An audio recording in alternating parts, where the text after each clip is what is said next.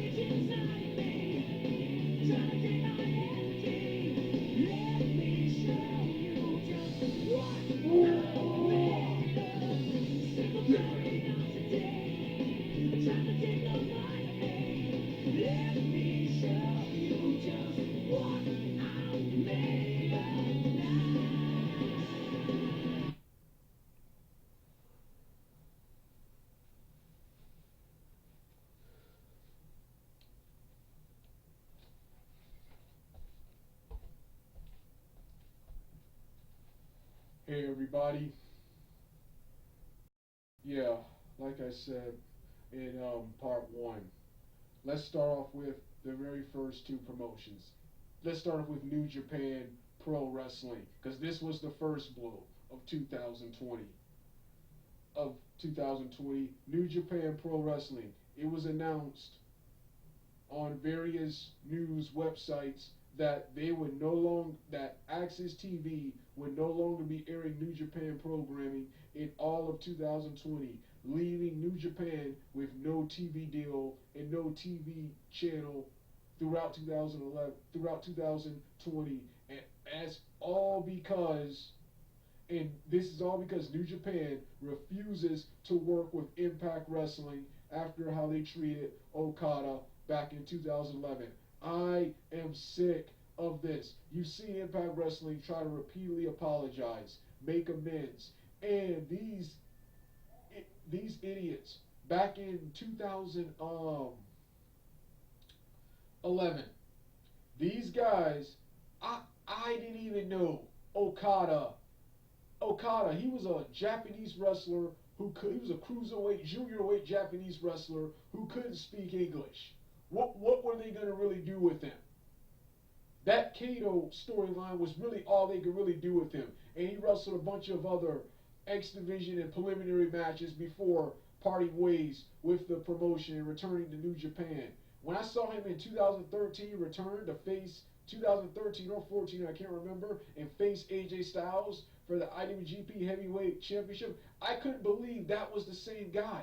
I can't believe Tetsuya Naito, who I remember seeing him and Yujiro on a TNA pay-per-view in 2009 and several TNA shows. I can't believe that's the same people several years later. You got Yujiro, full-time Bullet Club member, and you got Naito, leader of Los Ingobernables, and now, as of this recording, this is after my Wrestle Kingdom 14,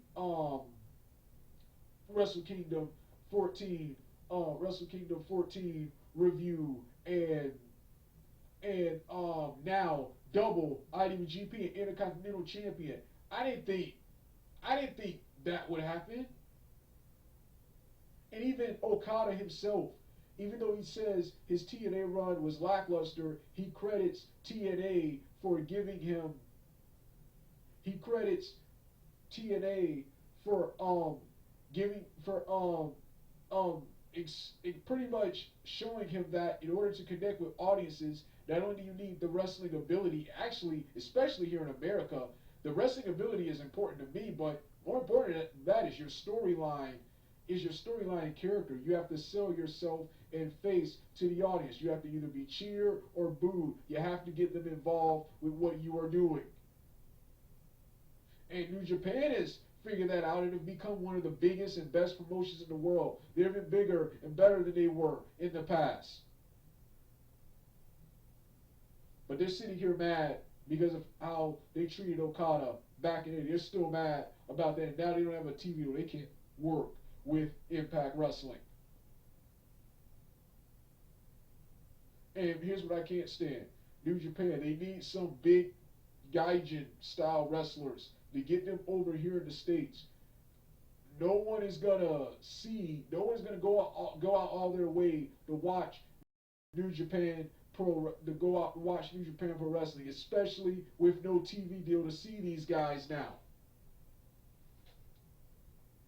Nobody's going to pay these tickets to go to these shows. Nobody's going to sit up here at these Americanized shows. Nobody's going to, they can't see it with no television deal. And here's what I can't stand.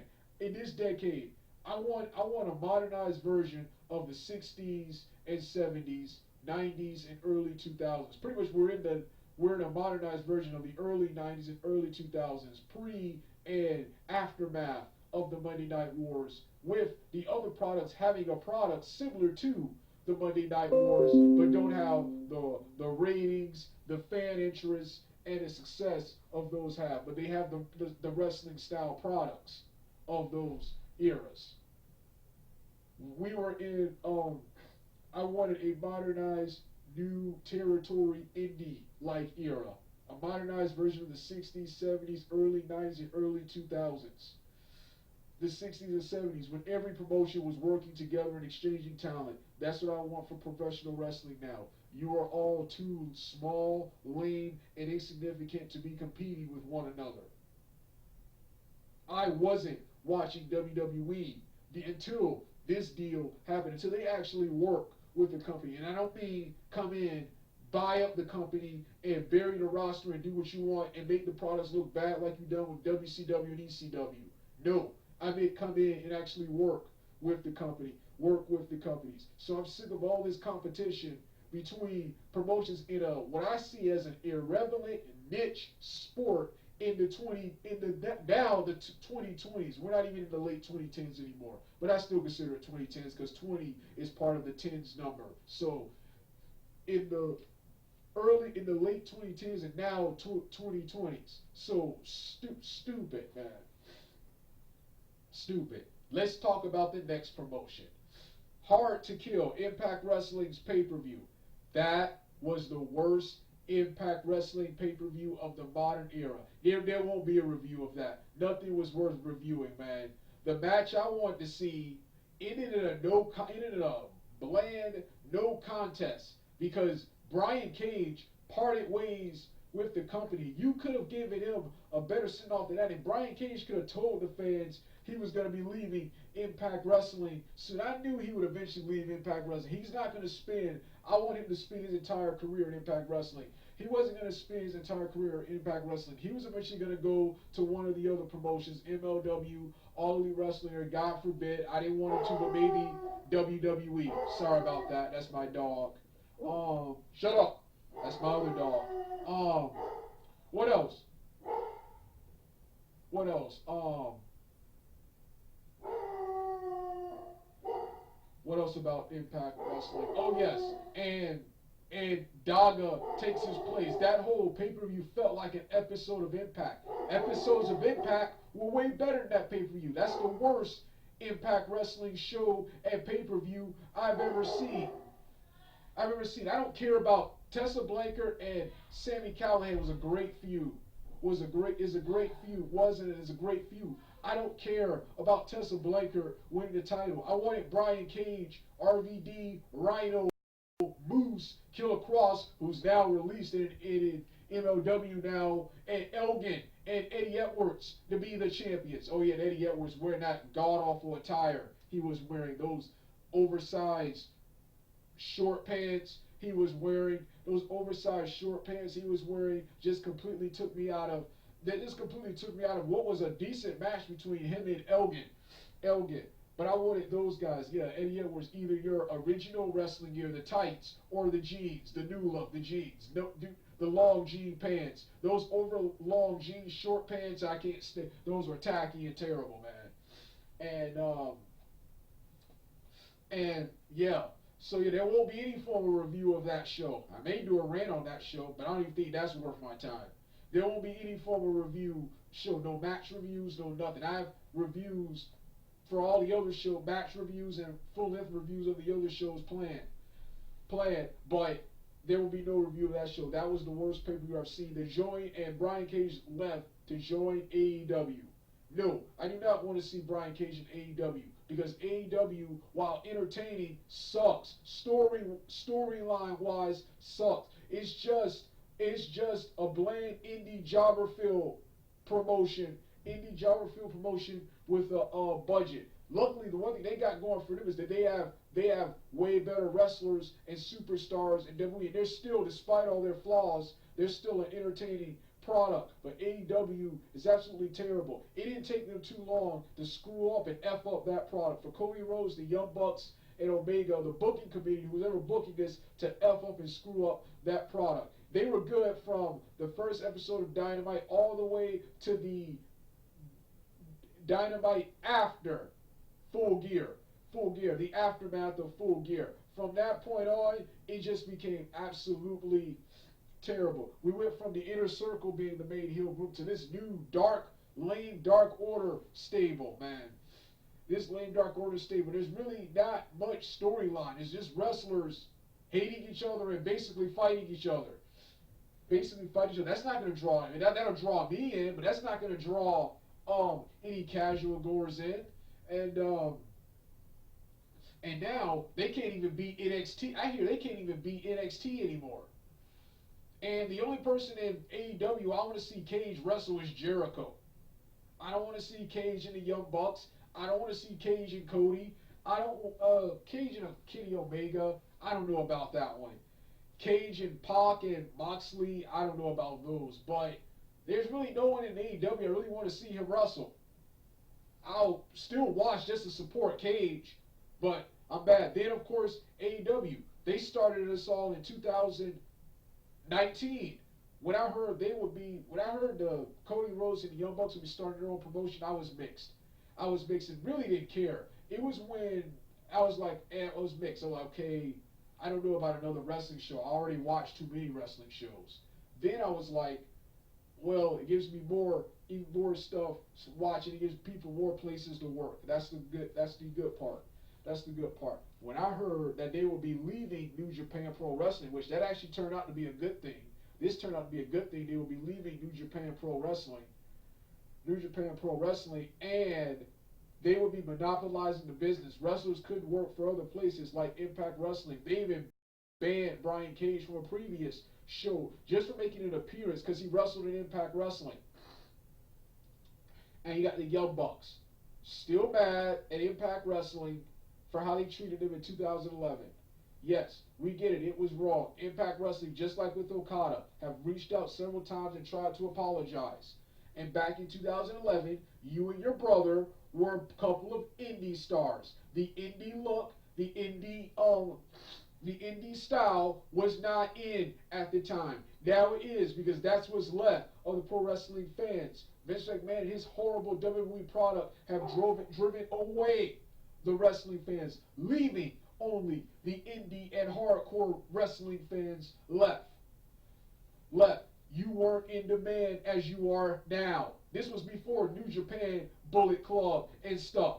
But these guys think they're worth war. They can't work with Impact Wrestling, and wrestlers have to choose between the promotion, monopolizing the business, violating the handshake, just like Ring of Honor, which I absolutely hated. Ring of Honor, WWE, and now AEW are the worst promotions in existence, with WWE and Ring of Honor being the absolute worst, because at least AEW is entertaining and is on a prime time television slot.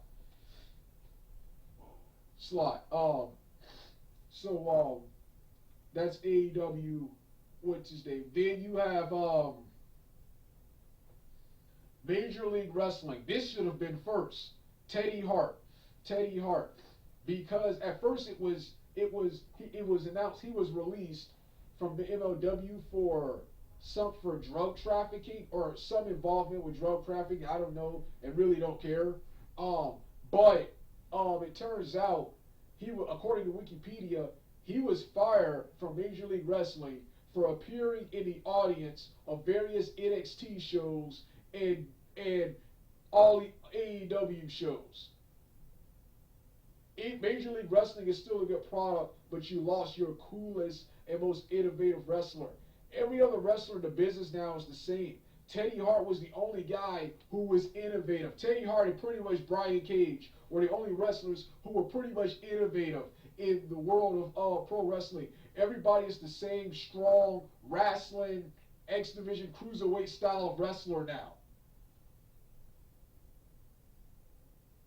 Teddy Hart was the only one doing something good. It was the greatest act in Major League Wrestling. His middleweight title feuds with the Dynasty, Pentagon, Tommy Dreamer, and the Dirty Stud Stables were my all-time favorites in MLW, followed by everything else. Followed by Low Key and everything else. Major League Wrestling is still a good product, but you lost your best and most innovative wrestler. And you fired him for a dumb, stupid reason. These wrestlers can't even appear in the audience at other shows. What else promotion? And you have WWE. Big, bad, terrible. WWE, apart from Bobby Lashley, the TNA wrestlers who Eric Young, Dick Drake Maverick, EC3, who's now injured, are all jobbers. Michael Kanellis, Mike Bennett requested his release, man. The TNA wrestlers are some of the best and most charismatic wrestlers ever, and you can't find anything with them. Robert Roode is doing much better. He's in a tag team. He's in a tag team with Dolph Ziggler. At least I think he still is. I haven't watched it in a while. Apart from them, Heath Slater, Brock Lesnar, Seth Rollins, Kevin Owens, Seth Owens, AJ Styles, Randy Orton, Big Show, the newly returned John Morrison, and The Miz,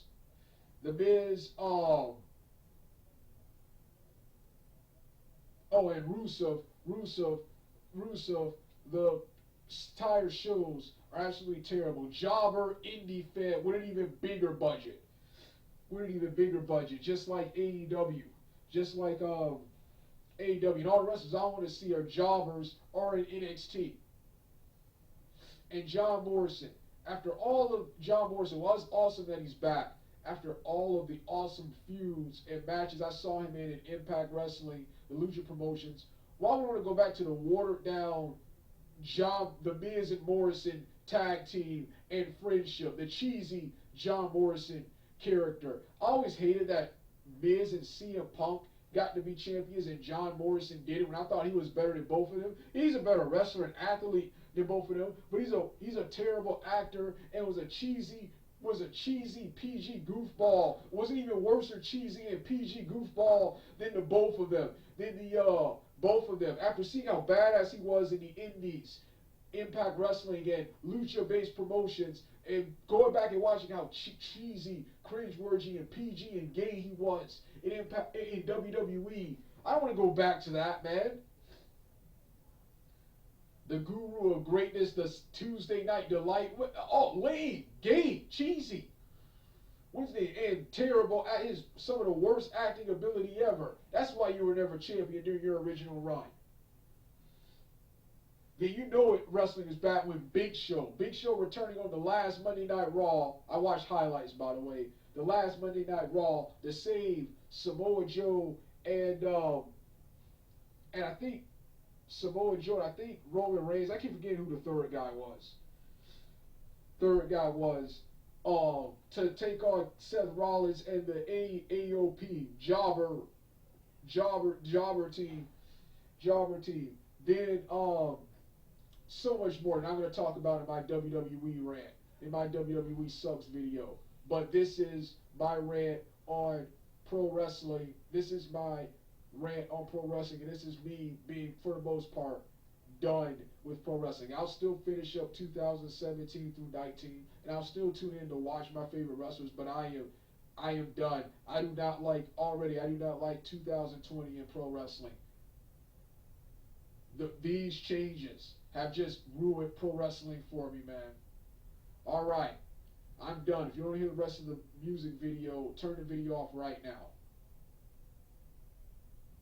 Oh, but I got one more thing to talk about before I leave. Keep it right there. Keep it right there for a moment. The Lucha Libre and European-based promotions. These are my second and third best favorite promotions. These promotions are good, but they're not doing anything outside of their respective countries to become popular here in the United States, where it really matters. What's the point of five-star matches and storylines if nobody's around to see them? Nobody's around to see them. Europe has an excuse because WWE and New Japan have raided their rosters, especially WWE. And only a few wrestlers like Jimmy Havoc, Grotto, Joe Henry, Martin Kirby, Bubblegum, and Matt Myers, Nathan Cruz, and many more, and Davey Boy Smith Jr. are keeping that alive, are keeping that British wrestling scene alive. But all their British wrestlers have come over here or went to like Zack Sabre and Will Ospreay went to New Japan. But Mexico has no excuse to become bigger in the wrestling world. Then my all-time favorite promotion, NWA Anarchy, now called Anarchy Wrestling. I'm going to talk more about them in a rant, but I'm going to mention brief problems with them. This promotion has been around since 97 and 2001. 2001 is when they became good. 2001. In this 19-year existence, they are still a footnote in the world of wrestling. Their legacy is pretty much being a farm and developmental territory for WCW, WWE, and TNA. A lot of their wrestlers in the buildings that AJ Styles, Heath Slater, Xavier Woods, Hardy Boys, Shannon Moore, Elix Skipper, and many more awesome wrestlers like Jason Cross, Jimmy Rave, where these wrestlers got their start. Oh yeah, and Caprice Ice Coleman too. I forgot about him too. That's what this promotion is known as. They are a footnote in the world of wrestling. They've recently got rid of their wrestling library from 2007 to 11. You can find 2012 and you can find 2012 to 15 on the internet, and 2018 to now on the Fight Network. but you got rid of your classic library and you never finished uploading the NWA Wildside, the previous promotion before NWA Anarchy. You stopped at 2003. You never finished uploading 2004 and 5, 2004 and 5, and people who see that promotion for the first time won't recognize any of the wrestlers or how we got here. You need the original library to show how you got here, but you've done nothing to become a major force in pro wrestling. You are still a footnote in the world of wrestling in the same building there's a small church in Cornelia, Georgia. You're in that same building when before, in your glory days, you toured all over Georgia. So yeah, pro wrestling already sucks in 2020, and I am just done, man. Those changes are too outrageous. I'll still watch to support my favorite wrestlers, but I'm not looking forward to anything in 2020. Going old school, and I'll finish up 19. I'll finish up 17, 18, and 19. All right, I'm finished for now. Turn the video off now if you want to hear the rest of the music.